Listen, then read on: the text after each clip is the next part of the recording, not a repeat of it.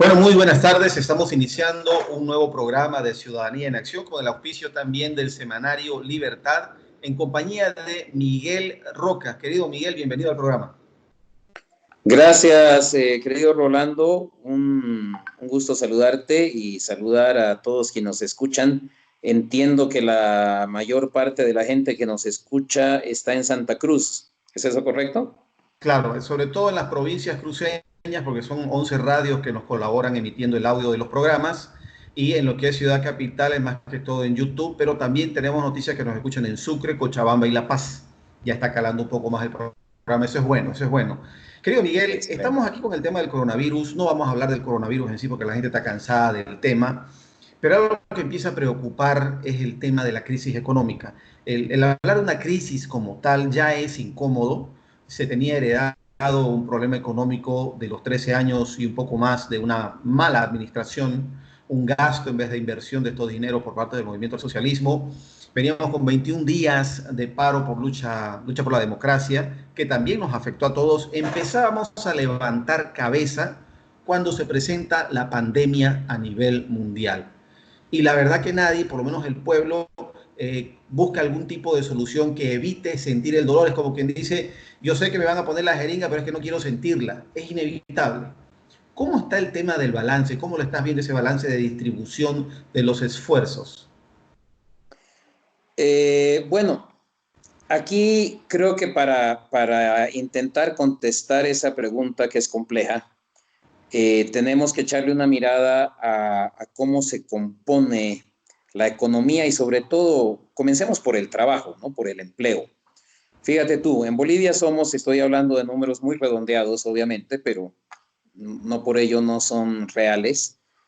Somos aproximadamente 11 millones de habitantes. De esos 11 millones, 8 conformamos la fuerza laboral. Estamos en edad de trabajar. Quiere decir eso, en teoría, entre los 18 años y los 65 para hombres y 60 para mujeres. De esos 8 millones, aproximadamente 1 millón tienen un trabajo formal, vale decir, con un sueldo, con aportes a AFPs, con aguinaldo, etcétera. Y los otros 7 millones somos, porque yo estoy en ese otro grupo, cuentapropistas.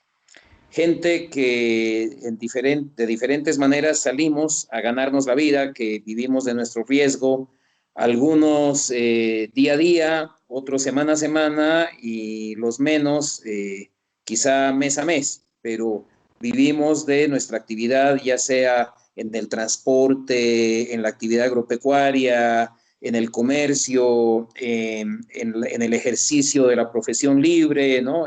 Como fuera.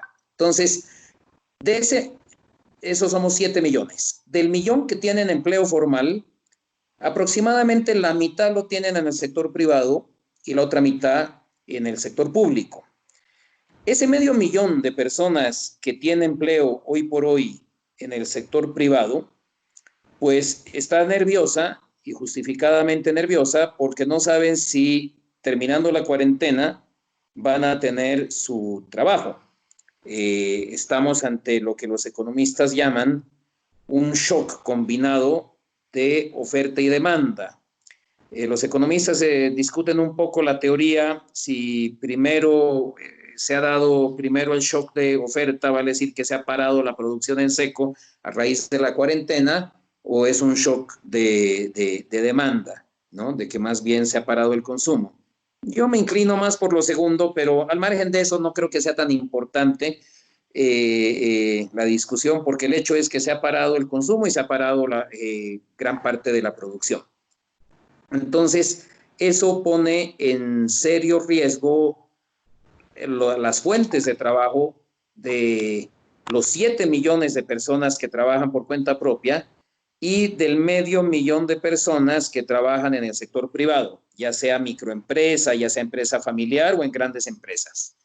El otro medio millón de los funcionarios públicos creo que es el único, estamos hablando de medio millón entre 8 millones, son los únicos que pueden estar relativamente tranquilos en sus casas haciendo cuarentena, ya sea trabajando desde casa o también cumpliendo funciones importantes. Sabemos también tenemos que tomar en cuenta que dentro de este medio millón está el personal de salud, están los policías, están los militares, gente que está ahorita en la primera línea de la lucha contra esta pandemia. Entonces, pero digamos, este es el único sector que desde el punto de vista de los ingresos puede estar hoy por hoy tranquilo. En el sector en ese otro medio millón de trabajadores del sector privado, se está hablando de reducciones. O sea, los que tengan la suerte de mantener sus fuentes de trabajo, se están hablando de que van a tener que negociar con sus empleadores reducciones significativas a sus sueldos. ¿No? Todavía no hay nada, digamos, regulado por parte de las autoridades al respecto, pero como que todos sabemos que va a ser así, ¿no? Y los 7 millones que trabajamos por cuenta propia, gran parte de esos 7 millones, si no la totalidad, pero una abrumadora mayoría, pues se nos han reducido los ingresos prácticamente a cero, ¿no? El 100% de los ingresos. Entonces, ahí está, por un lado, una carga muy, muy fuerte y por eso las dificultades de mantener la cuarentena, pero es otro tema que quizá tocaremos más tarde. Luego, eso desde el punto de vista de empleo. Luego hay otro sector, estoy hablando, la administración pública no se ha tocado, entonces no se ha tocado los sueldos, y cuando hablo de la administración pública, pensemos en los sueldos más altos, los sueldos de los ministros, de los parlamentarios, de los alcaldes, de los concejales, de los gobernadores, ¿no? Y de sus equipos de colaboradores que obviamente están en la pirámide, digamos, de la institución. Ojo, hay 426 entidades públicas que conforman la administración pública. De esas 426, 340 aproximadamente son alcaldías y, bueno, gobernaciones y entidades públicas, ¿no? Pero, entonces, ese es un sector. Y finalmente hay otro sector que las medidas no están tocando, y es el de la banca.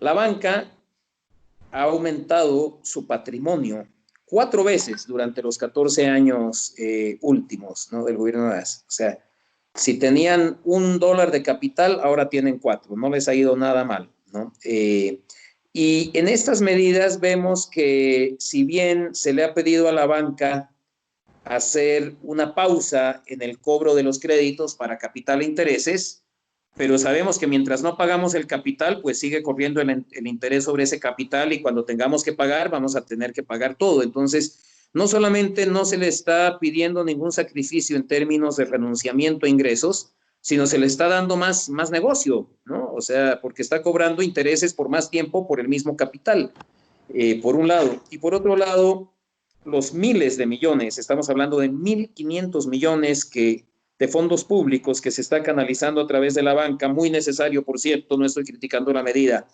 para dar créditos para justamente poder mantener el empleo de ese medio millón de trabajadores del sector privado que hablábamos antes. Oye, la banca va a ganar su spread, va a ganar su intermediación por eso. Entonces, a la banca se le está dando más negocios, no se le está pidiendo sacrificio.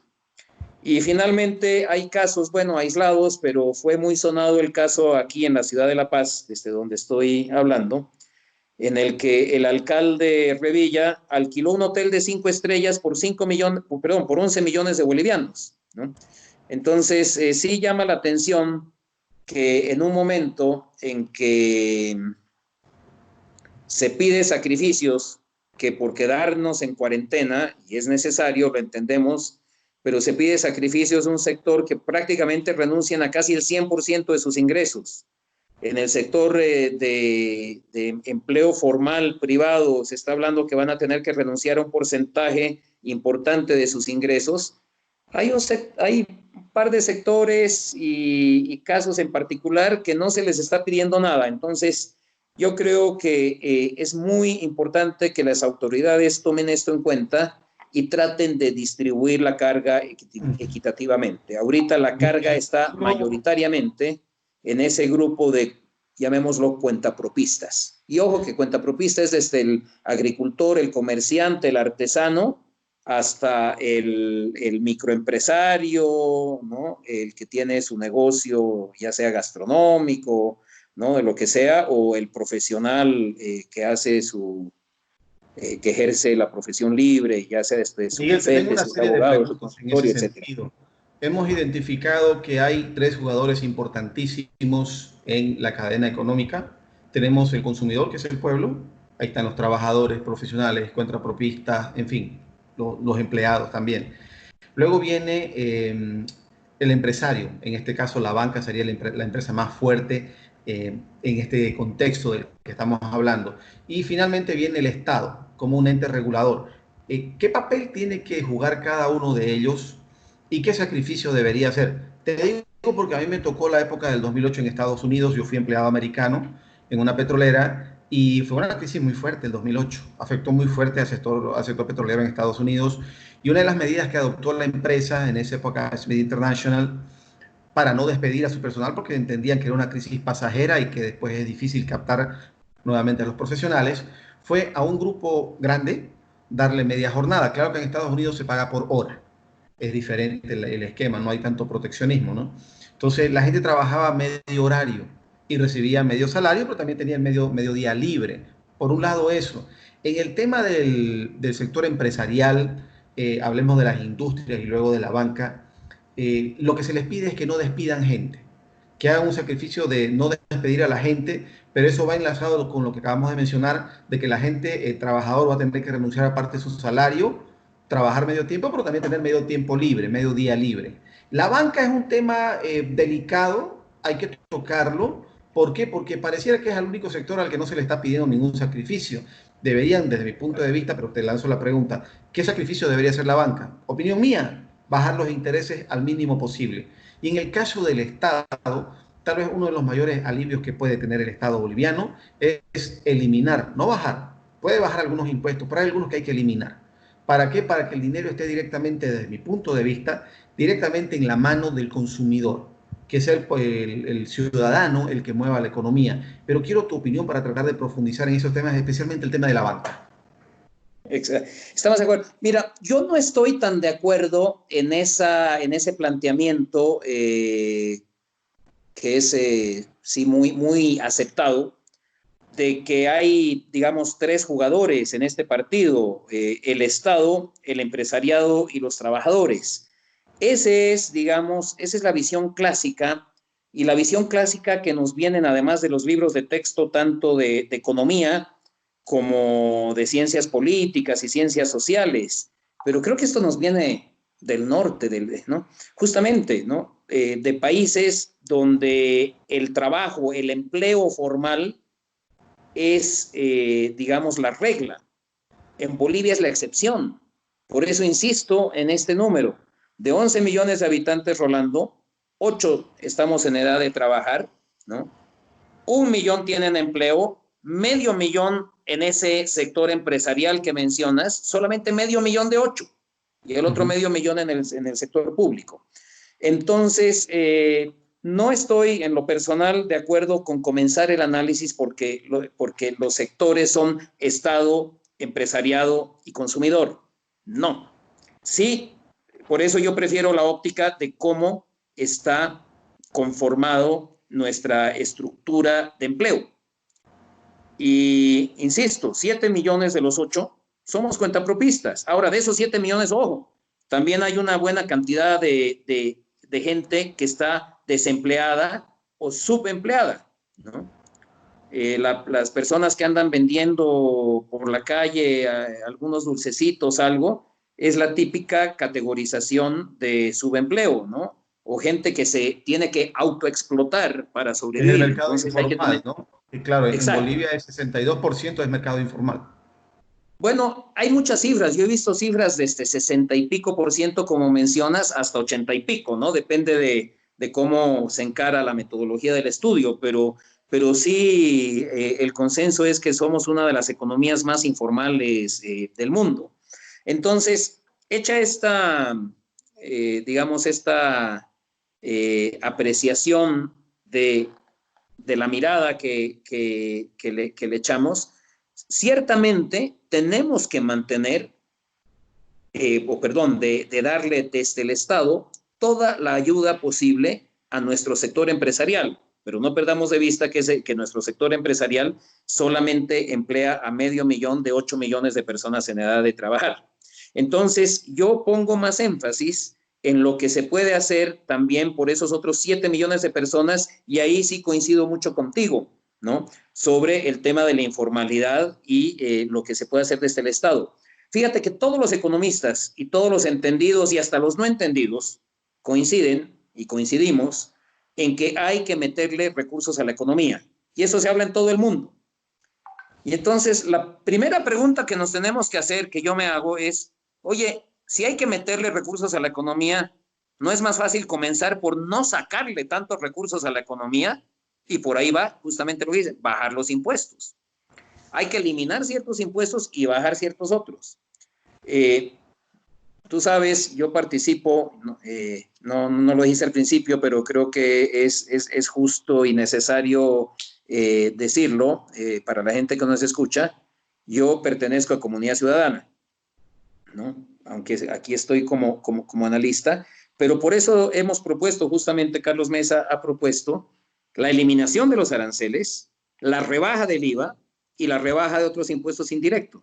Tiene mucho más sentido dejar plata en los bolsillos de la gente, del consumidor, y en los flujos, en la caja de los negocios, en la cuenta bancaria de los negocios, de los micro, pequeños, grandes negocios, ya sean chicos o formales o informales, tiene más sentido dejar plata ahí, ¿no? Pero Que Miguel, sacarla, llevarla a la Plaza Murillo y desde ahí tratar de distribuirla en bonos, etcétera. ¿Perdón? Pero el tema es que al eliminar los impuestos, estás eliminando los impuestos de la economía formal.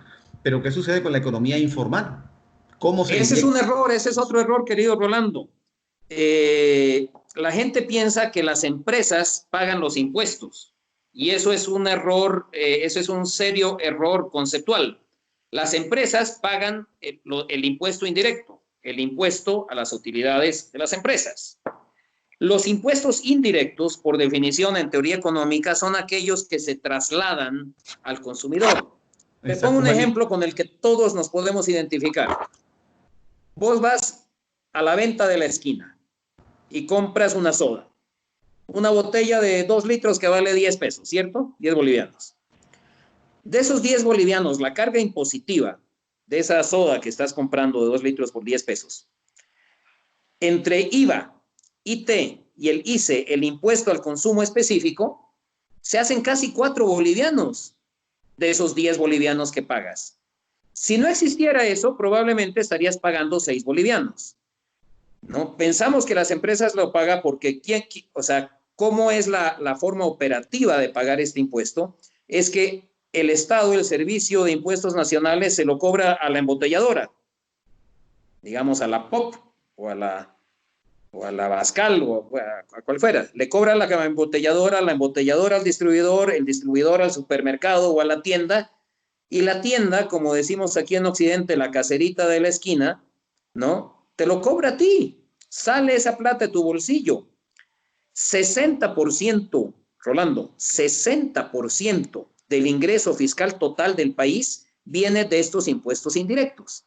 Y si le aumentamos los aranceles, que es casi un 5%, estamos hablando de 65%, casi 2/3 partes del ingreso fiscal nacional sale de los bolsillos de los ciudadanos. Y otro ejemplo más, permíteme, porque también se habla mucho y muy equivocadamente que quienes mantienen el país.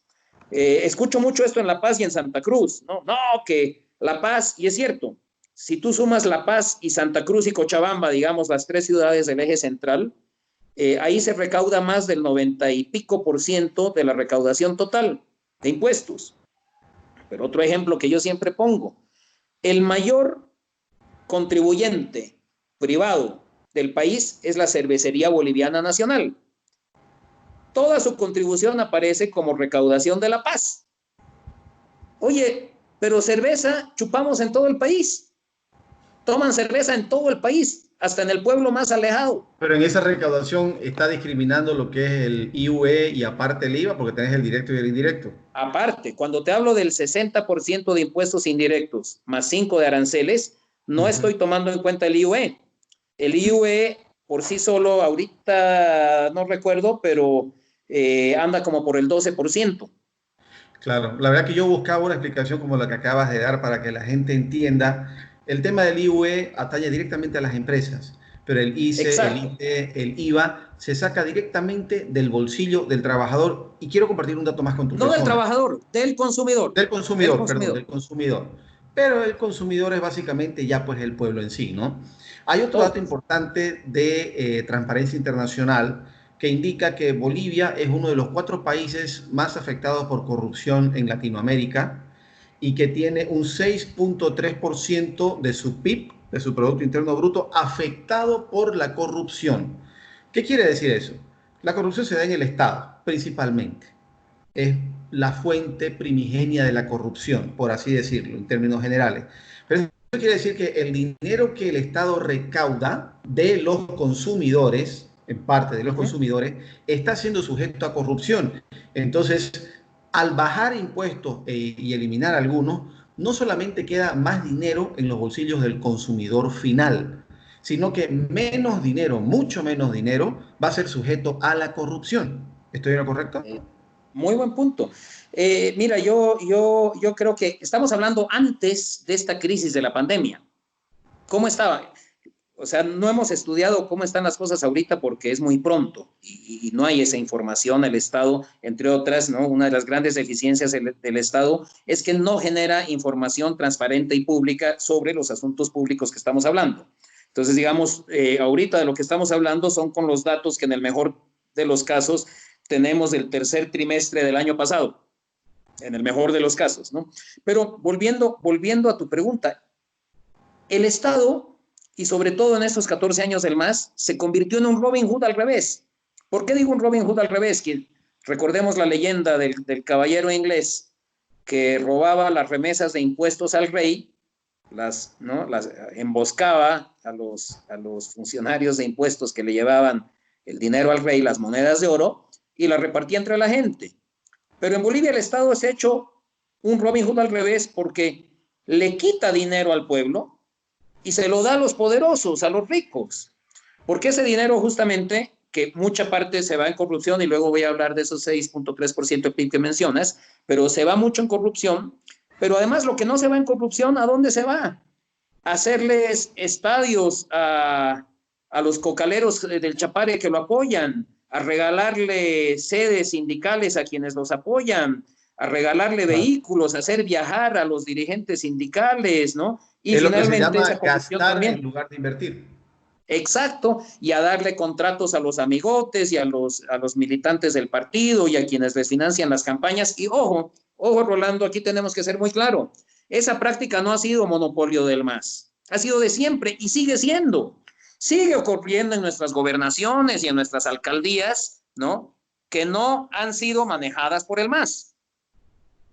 O sea que esa es la práctica general, porque pensemos, ¿no? Que justamente quiénes son, ¿no? Los líderes políticos que han estado vigentes todo este tiempo, casi que la condición sine qua non para entrar en política y ser candidato es manejar una alcaldía, manejar una gobernación o manejar el gobierno central. Y eso lo seguimos viendo al día de hoy. Y Claro. justamente, Rolando, eso es lo que tenemos que cambiar.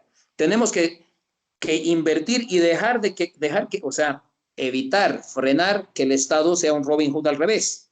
Tenemos que dejar más dinero en los bolsillos de los consumidores y en los negocios y menos dinero en la Plaza Murillo. Otro Claro, es que no sinsentido, ya que tiene estamos sentido hablando que del esté tema, si me dinero sujeto a permites, la Rolando, corrupción. porque sé que la gente, sobre todo en Santa Cruz, conozco bien el tema. Fíjense, si hay alguien que nos escucha, no sé, en Yapacaní, en San José de Chiquitos, en San Matías, ¿no? En Guarayos, pregunta, ¿hay oficina de impuestos allá? En Yapacaní sí, creo. En los demás no, Claro. ¿no? Pero sí hay actividad económica. Entonces, ¿qué sentido tiene, Rolando, ¿no? Desde la Plaza Murillo, y ojo que yo vivo aquí cerca de la Plaza Murillo, pero no creo para nada, no tiene sentido que desde la Plaza Murillo se pretenda ir a cobrar impuestos a todo el país y no lo haces, ¿no? Traértelo a la Plaza Murillo para luego desde la Plaza Murillo comenzar a repartirlo.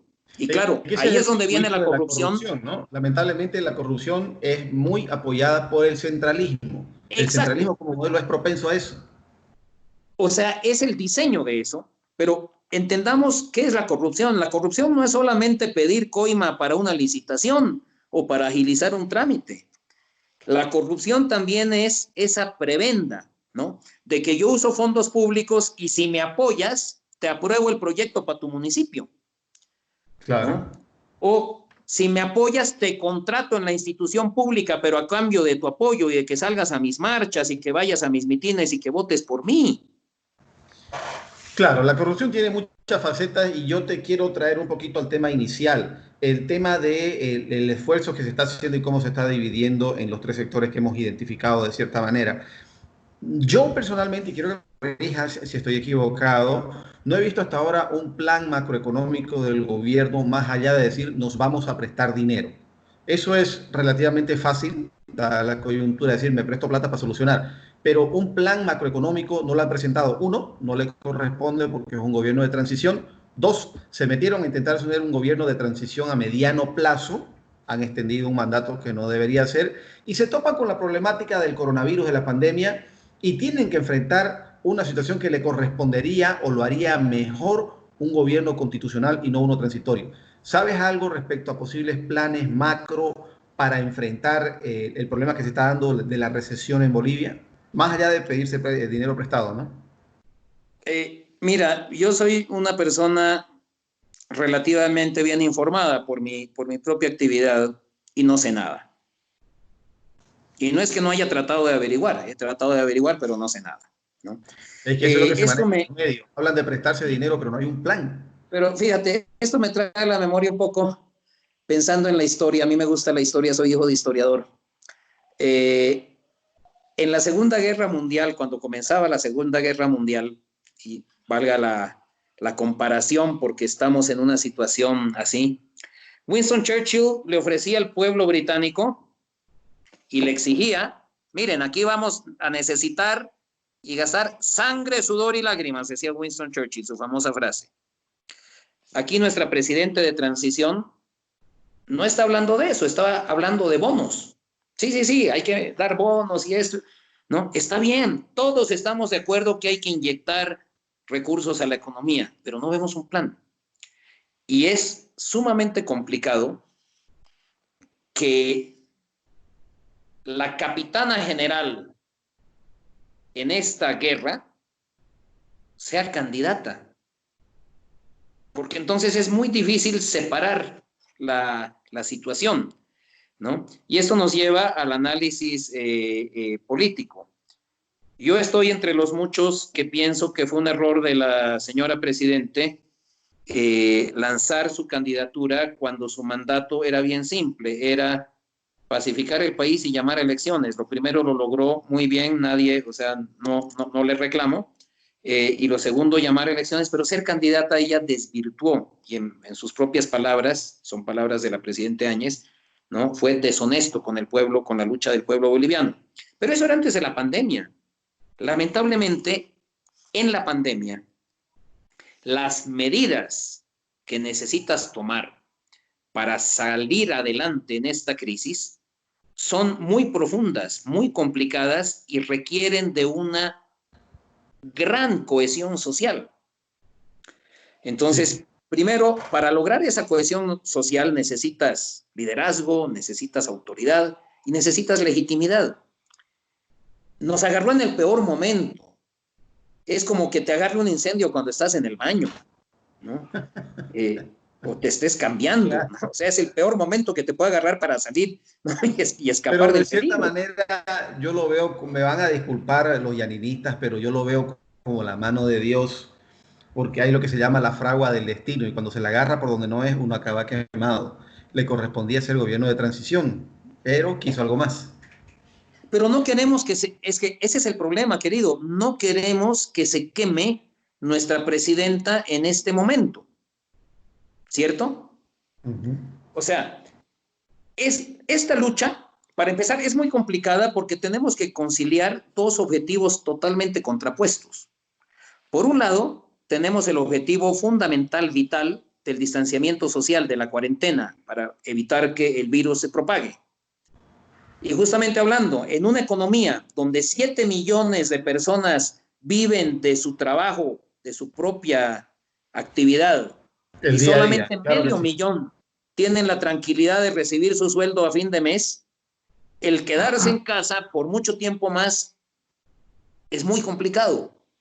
Y es hasta Sí, peligroso también desde el punto de vista de la propia salud y pública, porque al final, ¿no? El virus tiene una probabilidad de matarte.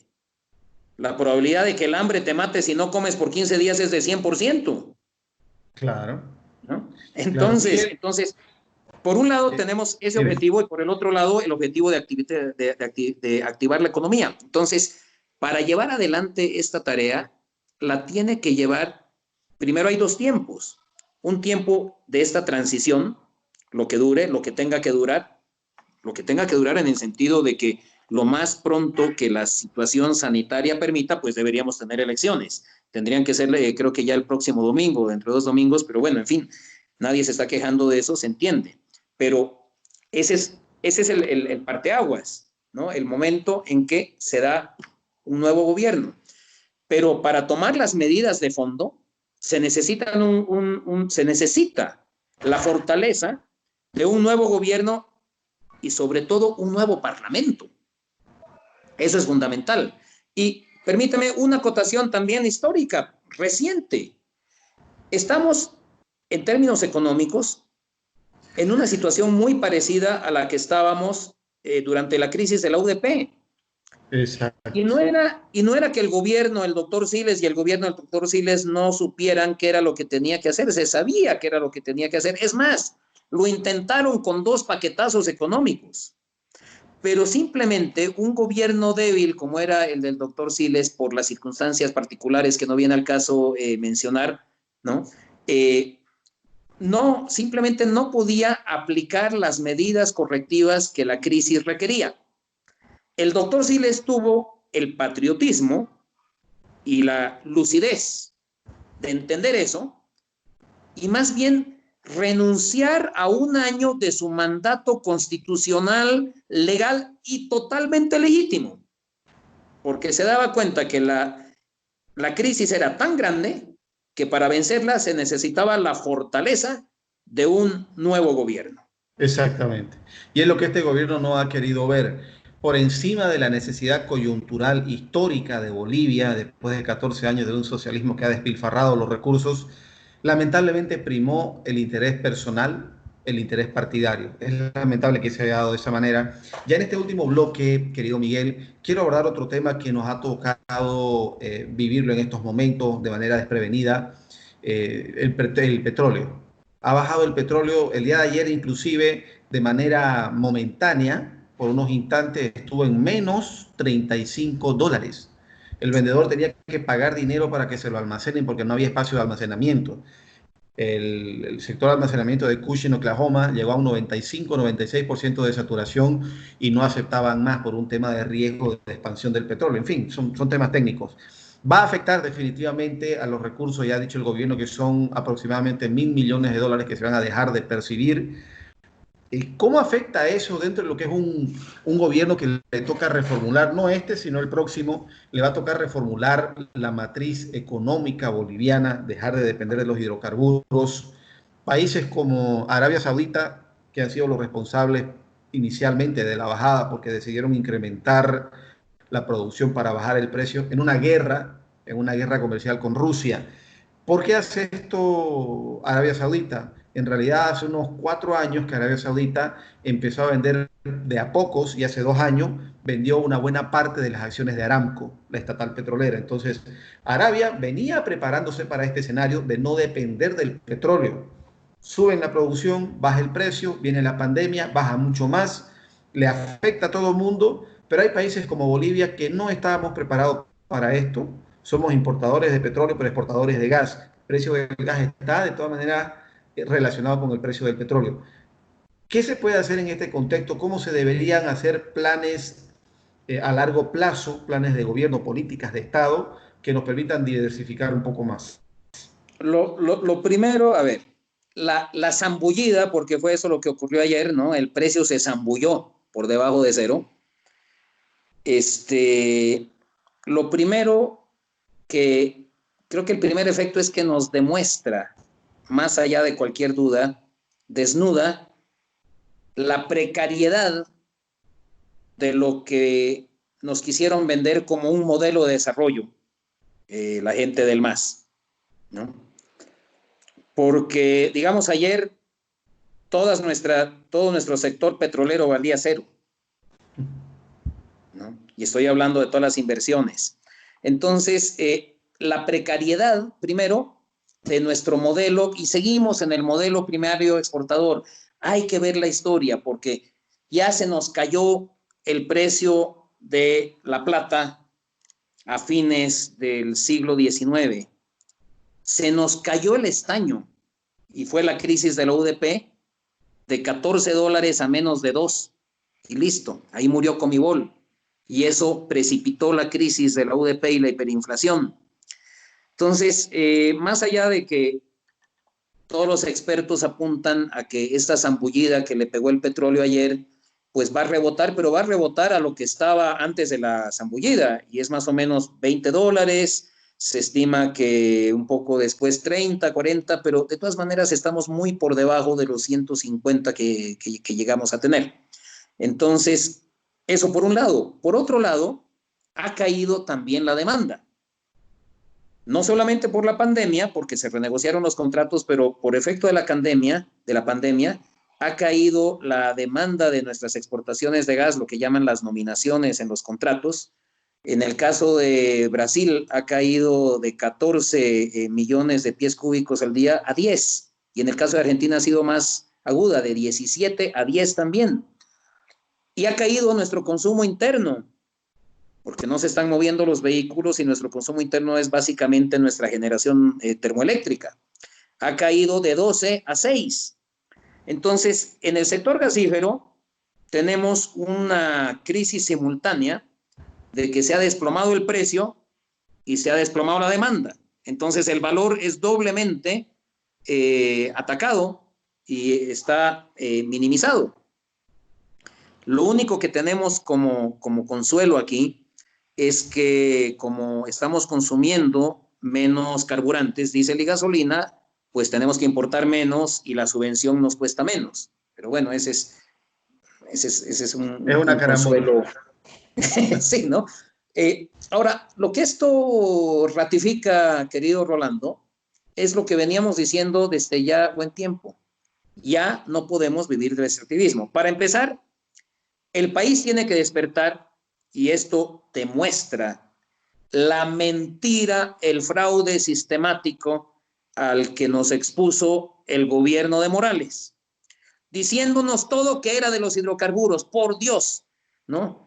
Inauguraban una carretera y decían, esto es gracias a la nacionalización de los hidrocarburos. Mentira, pura deuda externa.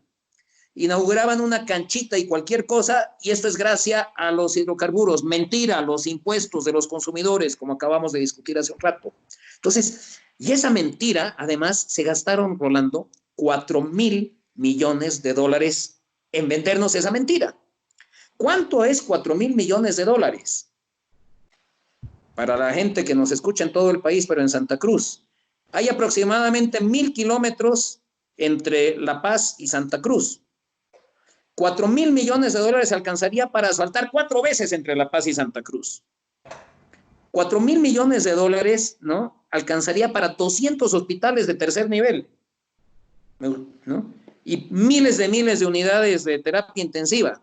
Voy a hacer el cálculo de cuántos miles, pero en fin, es un montón de plata. El doble de lo que gastaron en salud, se lo gastaron en vendernos esa mentira.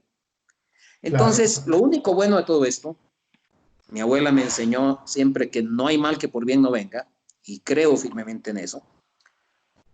Se acabó la era del gas en Bolivia, Rolando. Y se acabó la era del gas, se acabó la era del extractivismo, porque la minería no está tan diferente, pero después podemos hablar de eso. Pero entonces se acabó la era del rentismo, se acabó la era de que los gobernantes, desde la Plaza Murillo, capten esas rentas y las distribuyan en base a sistemas corruptos, que ya lo discutimos. No es solamente pedir la coima, sino la prebenda, el clientelismo, ¿no? Y todas esas malas prácticas de nuestra política. Entonces, por un lado. Por otro lado, mira lo que está pasando, Rolando, y yo creo que esto nos tiene que hacer, o sea, nos obliga, porque no queda otra, ya no es un tema de si uno quiere o no, pero tenemos que replantearnos todo el tema autonómico y todo el pacto fiscal. Y yo siempre lo he dicho, nuestro sistema fiscal está al revés, está hecho con las patas. Y literalmente con las patas, ¿por qué? Porque es el resultado de procesos y pactos políticos y no de ningún estudio técnico. ¿Por qué digo esto? Fíjate tú el sinsentido enorme de nuestro sistema fiscal. Esta caída del precio del petróleo, ¿a quién afecta principalmente? Gobernaciones, municipios y universidades que viven del IDH. ¿Qué sentido tiene, no? Que quién ha manejado y quién maneja, al margen de si era el gobierno del MAS o el de ahora o el próximo, quién maneja la política de hidrocarburos? El gobierno central. La embarran, claro, como la embarró el MAS. ¿Quiénes pagan los platos rotos? Las regiones. El entero, ¿no? ¿No? Por los errores del gobierno central pagan las regiones. Y por otro lado, ¿dónde se generan los verdaderos ingresos del país? Equitativamente en toda la población boliviana que está distribuida en todas las regiones. Y esa plata se la agarra el gobierno central. Está al revés de lo que debería ser, ¿cierto? Sí. Entonces, tocar ese tema, imagínate, ¿no?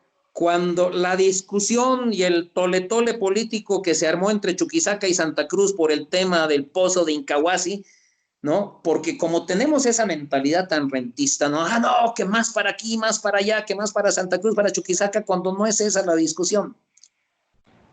Ahora, ¿qué nos importa Incahuasi?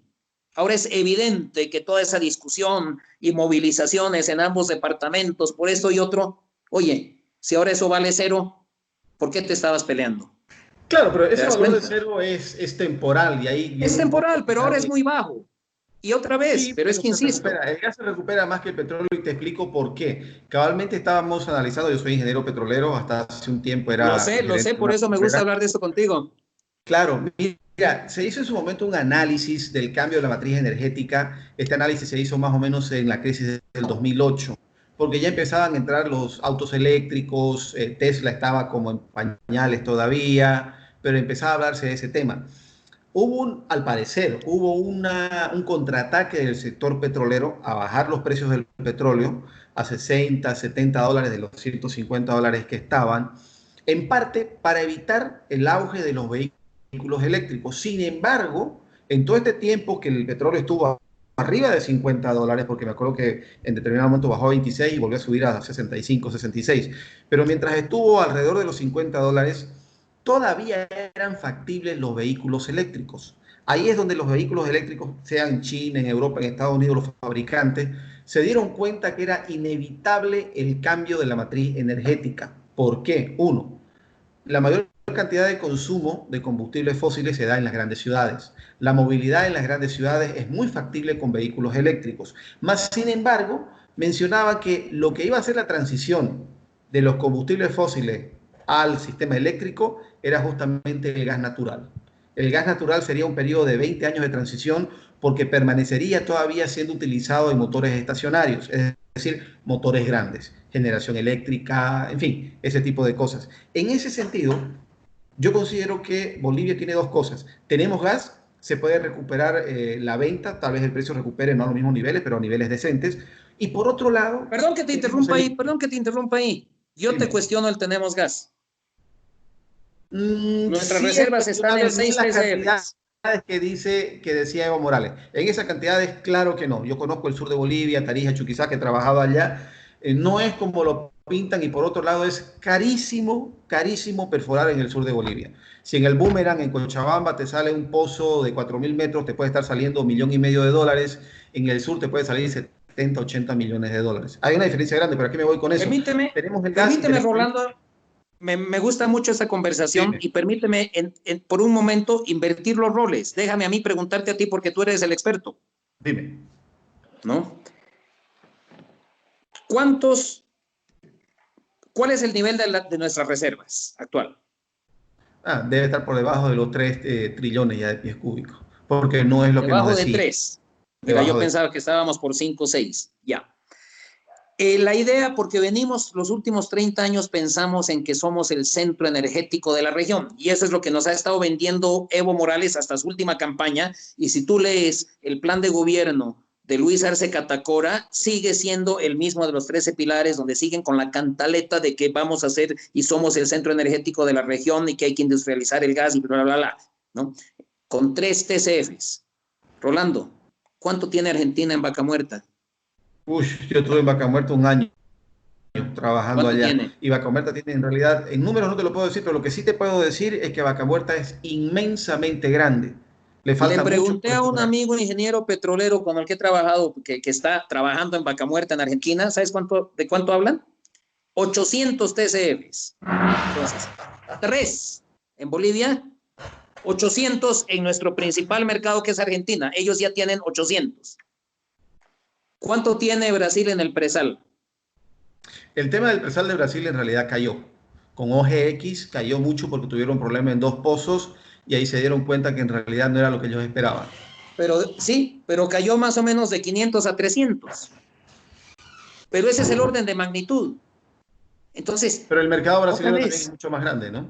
claro, no, está bien, pero otra vez, desde este punto de vista, nosotros tenemos ahorita 3. Argentina, y no importa la unidad, porque yo siempre bromeo con mis amigos petroleros, ¿no? ¿Qué manera? Miden la producción en millones de barriles diarios, miden las reservas en trillones de pies cúbicos, miden la exportación en millones de metros cúbicos y miden el precio en millones de BTUs. Carajo, es para que nadie entienda. ¿Por qué no usan la misma medida? Pero me costó mucho llegar a entender eso. Pero en fin, nosotros tenemos 3. Argentina tiene 800. Brasil tiene alrededor de 500. Y son nuestros únicos mercados. Por Dios, no somos un centro energético en la región. No lo Primer somos, punto. efectivamente no lo Primer somos, pero yo punto aquí iba, mira. para desmontar los mitos que nos ha vendido el MAS con 4,000 millones de dólares en 14 años, querido Rolando. No somos el centro energético de la región. 2, no vivimos del gas. Otra vez al ingeniero petrolero, porque la gente, ¿no?, del sector petrolero, con tanta mentira, ¿qué porcentaje de los ingresos totales fiscales del país viene del gas? Entre el 7 y el 10, es menos de eso, es decir, menos del 10. No es significativo. Exactamente, muy bien, felicidades, ingeniero. La mayoría de los ingenieros petroleros te dicen, no, si vivimos del gas, y este país vive del gas. Esa fue otra de las grandes mentiras, grandes fraudes de Evo Morales, ¿no? Estamos como por el 10% de los ingresos fiscales totales que vienen del gas. Y otra mentira más que no viene al caso, pero sí en el tema político, de ese 10%, ¿cuánto es de la nacionalización?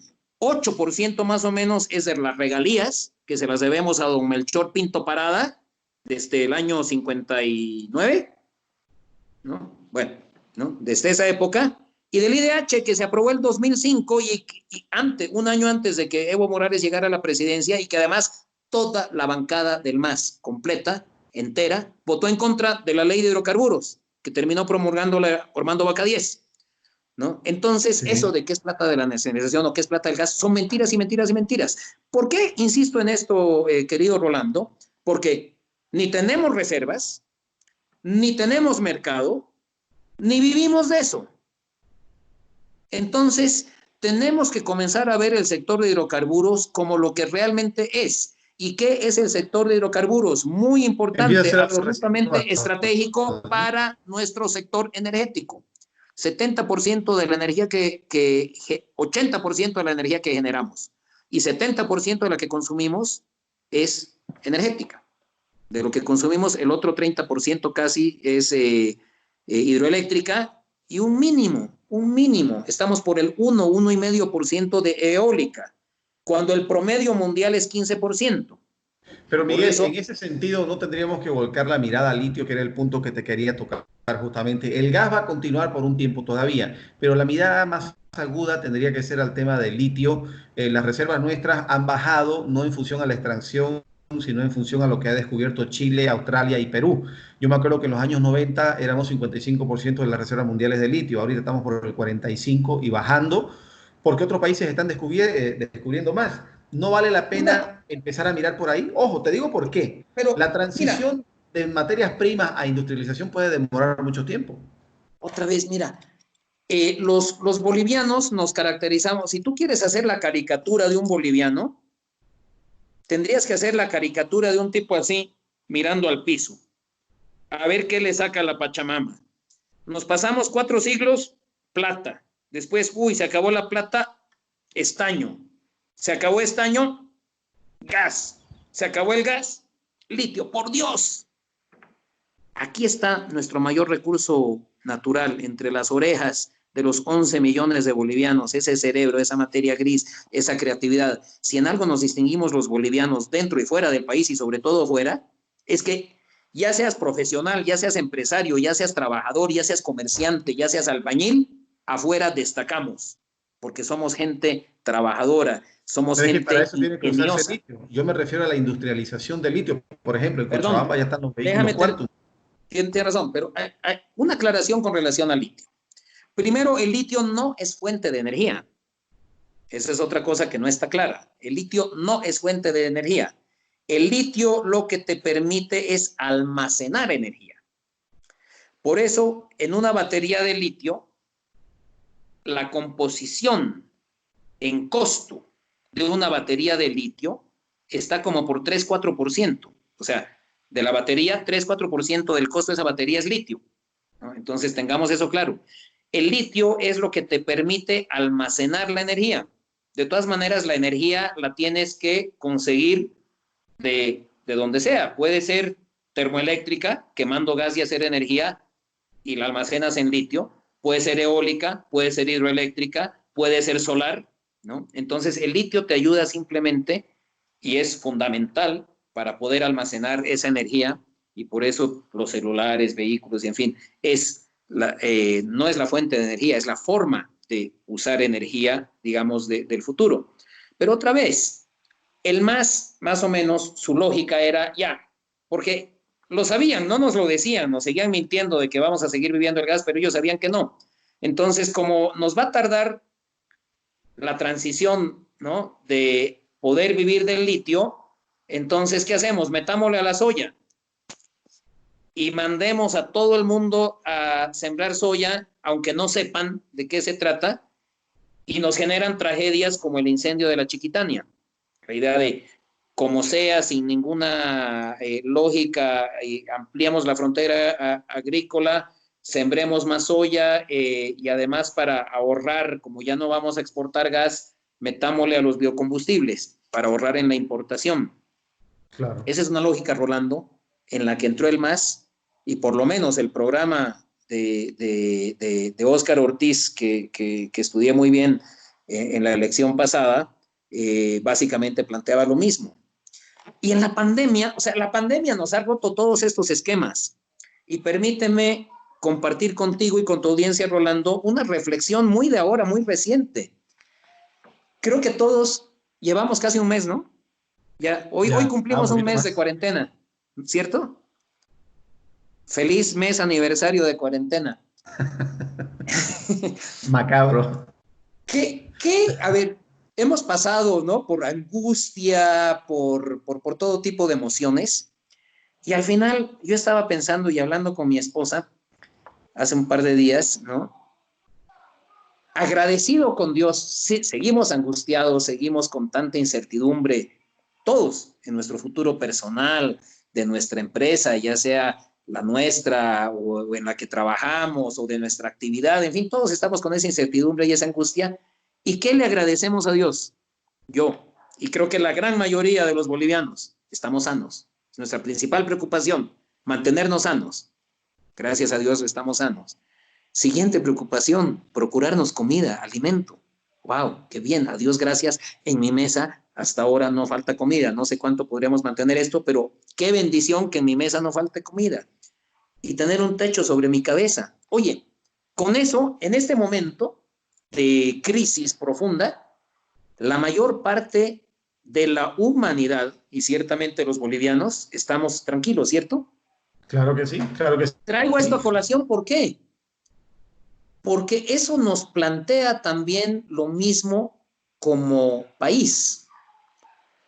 En este momento no sabemos cómo va a salir el mundo de esta, pero te planteo o sea, te planteo esta pregunta porque es algo que tenemos que seguir desarrollando y pensando. Si nosotros, y fin, voy a ir con otra anécdota. Dale, que Hoy nos me queda un tocaba minuto y ir al medio. mercado. Hoy me tocaba ir al mercado, era mi día, mi internet termina en 4. Oye, no hay producto peruano.